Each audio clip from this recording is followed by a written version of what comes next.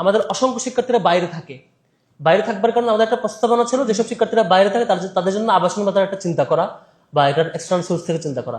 এখন পর্যন্ত সেটা অপর্যাপ্ত এবং যাচ্ছে তাই চলছে, কেউ পাচ্ছে কেউ পাচ্ছে না।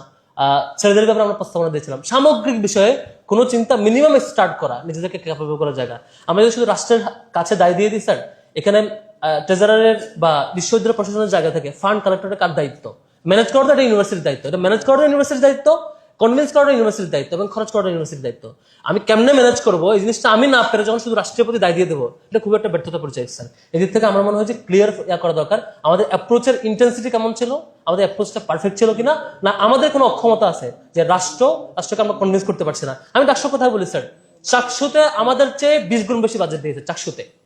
রাকসুতে আমাদের চেয়ে 30 গুণ বেশি বাজেট দিয়েছে। এখন পর্যন্ত যে টাকা আসছে 30-40 গুণ বেশি রাকসুতে বাজেট আসছে। রাকসু, চাকসু, জাকসু প্রত্যেকটা রাষ্ট্রের অংশ। তারা যদি এখন পর্যন্ত অনেক গুণ বাজেট পায়, আমাদের কেন এখনো 25 লাখে আটকে যেতে হয় স্যার? নিশ্চয়ই এখানে কিছু একটা ঘটছে।